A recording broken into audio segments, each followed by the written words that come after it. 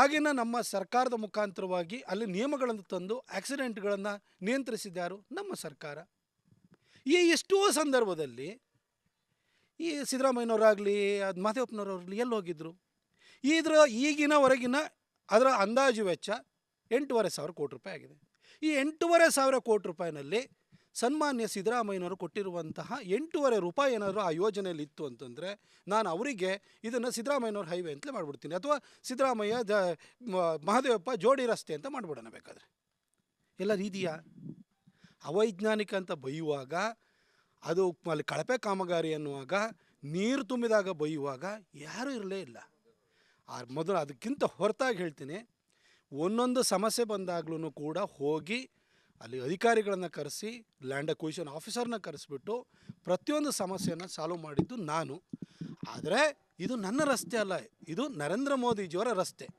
ನಾನು ಮೋದಿಯವರ ಹೆಸರಿನಲ್ಲಿ ಗೆದ್ದಿರೋನು. ಮೋದಿಜಿಯವರು ಕೊಟ್ಟಿರುವಂಥ ಯೋಜನೆ ಚೊಕ್ಕವಾಗಿ ಅನುಷ್ಠಾನಗೊಳ್ಳಬೇಕು ಅಂತ ಹೇಳಿ ನಾನು ಶ್ರಮಪಟ್ಟು ಕೆಲಸ ಮಾಡಿದ್ದೀನಿ.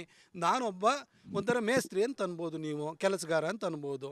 ನಾನು ಮೋದಿಜಿಯವರ ಪ್ರತಿನಿಧಿಯಾಗಿ ಆ ಕಾಮಗಾರಿಯನ್ನು ಪೂರೈಸೋದರಲ್ಲಿ ಒಂದು ಪಾತ್ರವನ್ನು ವಹಿಸಿದ್ದೀನಿ. ಅದು ಮೋದಿಜಿಯವರ ಹೈವೇ ಅಷ್ಟೇ.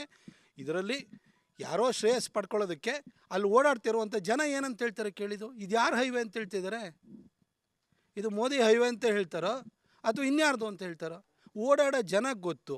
ಮಂಡ್ಯ, ರಾಮನಗರ, ಚನ್ನಪಟ್ಟಣ ಹಾಗೂ ಮೈಸೂರಿನ ಜನಕ್ಕೆ ಗೊತ್ತು. ಹಾಗೆ ನಾನು ಮಾನ್ಯ ಸಿದ್ದರಾಮಯ್ಯನವರಿಗೆ, ಈ ರಾಜ್ಯದ ಮುಖ್ಯಮಂತ್ರಿಗಳು 2ನೇ ಸಾರಿ ಮುಖ್ಯಮಂತ್ರಿ ಆಗಿದ್ದೀರಿ ಸರ್, ನೀವು ಸಾರ್ವಜನಿಕ ವೇದಿಕೆಯಲ್ಲಿ ಈ ಪದ ಪ್ರಯೋಗ ಮಾಡುವಾಗ ಬುಡ ಬಿಡ್ತಾನೆ ಇವನಿಗೆ ಎಷ್ಟು ದೂರ ಬರುತ್ತೆ, ಸಿದ್ಲಿಂಗ್ಪುರದಿಂದ ಮೈಸೂರುವರೆಗೂ ಎಷ್ಟು ದೂರ ಇದೆಯಪ್ಪ ವತ್ಸ ಅಂತೀರಿ ಸರ್. ಮಾನ್ಯ ಮುಖ್ಯಮಂತ್ರಿಗಳು ಸರ್, ನೀವು ಅರ್ಥ ಮಾಡ್ಕೊಳ್ಬೇಕು ಸರ್. ರಸ್ತೆ ಹ್ಯಾಕ್ ಸರ್ ಮಾಡ್ತಾರೆ? ಈಗ ಬೆಂಗಳೂರಿಂದ ಮಂಗಳೂರಿಗೆ ರಸ್ತೆ ಮಾಡ್ತಾರೆ, ಅಥವಾ ಬೆಂಗಳೂರಿಂದ ಹುಬ್ಬಳ್ಳಿಗೆ ರಸ್ತೆ ಮಾಡ್ತಾರೆ. ಹುಬ್ಬಳ್ಳಿಗೆ ಹೋಗ್ಬೇಕಾದ್ರೆ ಮಧ್ಯದಲ್ಲಿ ತುಮಕೂರು ಬರುತ್ತೆ, ಚಿತ್ರದುರ್ಗನೂ ಬರುತ್ತೆ, ದಾವಣಗೆರೆನೂ ಬರುತ್ತೆ, ಹಾವೇರಿನೂ ಬರುತ್ತೆ. ಆ ಮಧ್ಯದಲ್ಲಿರೋವಂಥವ್ರು ಇದರಲ್ಲಿ ತುಮಕೂರಲ್ಲಿ ಜಾಸ್ತಿ ಹೋಗ್ತಿದೆ, ದಾವಣಗೆರೆಯಲ್ಲಿ ಜಾಸ್ತಿ ಹೋಗ್ತಿದೆ, ದುರ್ಗದಲ್ಲಿ ಜಾಸ್ತಿ ಹೋಗ್ತಿದೆ, ಹಾವೇರಿಯಲ್ಲಿ ಜಾಸ್ತಿ ಹೋಗುತ್ತೆ ಅಂತ ಹೇಳೋದಲ್ಲ ಸರ್. ಡೆಸ್ಟಿನೇಷನ್ನು ಹುಬ್ಬಳ್ಳಿ ಧಾರವಾಡದ MP ಬೆಂಗಳೂರು ಹುಬ್ಬಳ್ಳಿ ರಸ್ತೆ ತೊಗೊಂಡು ಹೋಗ್ತಿದ್ದಾರೆ, ಅದು ಹುಬ್ಬಳ್ಳಿ ಅದ್ರ ಗುರಿಯಾಗಿರುತ್ತೆ.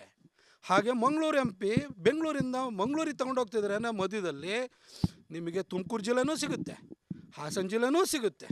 ಹಾಗಾಗಿ ಅವ್ರದ್ದೇ ಪಾತ್ರ ಇದು, ಅಲ್ಲೇ ಜಾಸ್ತಿ ಹೋಗುತ್ತೆ ಅಂತ ಹೇಳೋಕ್ಕಾಗಲ್ಲ. ಹಾಗೆ ಡೆಸ್ಟಿನೇಷನು ಮೈಸೂರು ಸರ್.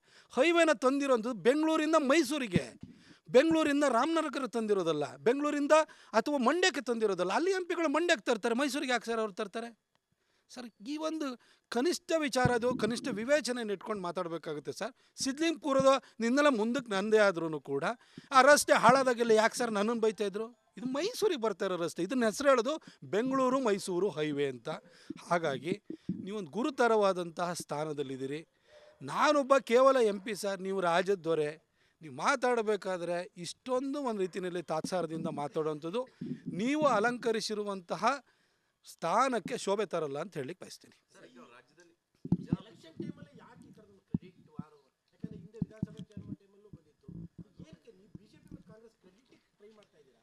ಅಲ್ಲ, ನನಗೆ ಹಾಗಂತಲ್ಲ. ನನಗೆ ಭಾಳ ಜನ ನೋಡಿದಾಗ ಏನಾಗುತ್ತೆ ಅಂದರೆ, ಕೆಲವರು 30-40 ವರ್ಷ ರಾಜಕಾರಣ ಮಾಡಿದ್ದಾರೆ. ಈ 40 ವರ್ಷದ ರಾಜಕಾರಣ ಆದ ನಂತರನೂ ಕೂಡ ಅವರು ರಾಜಕೀಯದ ಸಂಧ್ಯಾಕಾಲದಲ್ಲಿದ್ದಾಗ ಅವ್ರು ಮಾಡಿದ ಕೆಲಸ ಏನಂತಂತಂದರೆ ಜನಕ್ಕೆ ನೆನಪು ಮಾಡ್ಕೊಳ್ಳೋಕ್ಕೂ ಏನಿಲ್ಲ, ಅವ್ರಿಗೆ ಹೇಳ್ಕೊಳ್ಳೋಕ್ಕೂ ಏನೂ ಇಲ್ಲ. ಆದರೆ ಪ್ರತಾಪ್ ಸಿಂಹ ಬಂದು 9-10 ವರ್ಷದೊಳಗಡೆ ಇಷ್ಟೆಲ್ಲ ಮಾಡಿದ್ನ ನಾನು ಒಂದು ಸರಿ ಹೊಟ್ಟೆವರಿಂದಲೂ ಭಾಳ ಜನ ಮಾತಾಡ್ತಾರೆ. ನಾನು ಅದನ್ನು ಜನರ ತೀರ್ಮಾನಕ್ಕೆ ಬಿಡ್ತೀನಿ. ಈಗ ನಾನು ಅವ್ರ ಥರನೇ ಸಾಯೋವರೆಗೂ ಪಾಲಿಟಿಕ್ಸ್ ಮಾಡೋಕ್ಕೆ ನಾನು ಬಂದಿಲ್ಲ. ನಾನು ಒಂದು ಟೈಮ್ ಫ್ರೇಮ್ ಇಟ್ಕೊಂಡು ಬಂದಿದ್ದೀನಿ. 2029 ಒಬ್ಬ ಸಂಸದನಾಗಿ ಒಂದು ಕ್ಷೇತ್ರಕ್ಕೆ ಏನೇನು ಕೆಲಸ ಮಾಡ್ಬೋದು ಅಷ್ಟು ಕೆಲಸವನ್ನು ಮಾಡಿ ಆನಂತರ ರಾಜಕೀಯದಲ್ಲಿ ಇಲ್ಲಿ ಮುಂದುವರಿಬೇಕೋ ಬೇಡೋ ಅಂತ ತೀರ್ಮಾನ ಮಾಡ್ತೀನಿ. ನನಗೆ ಸಾಯೋವರೆಗೂ ಪಾಲಿಟಿಕ್ಸ್ ಮಾಡುವಂಥ ಉದ್ದೇಶ ಇಲ್ಲ. ಆದರೆ ಸಾಯೋವರೆಗೂ ಪಾಲಿಟಿಕ್ಸ್ ಮಾಡ್ತಿರೋರಿಗೆ ಏನಾಗುತ್ತೆ ಅಂದರೆ, ಕಡೆ ಕಾಲ ಬಂದಾಗಲೂ ಕೂಡ ಹೇಳ್ಕೊಳಕ್ಕೇನೂ ಇರೋಲ್ಲ. ಹಾಗಾಗಿ ಈ ಥರದ್ದೆಲ್ಲ ವಿಚಾರಗಳನ್ನು ತೆಗಿತಾ ಇರ್ತಾರೆ.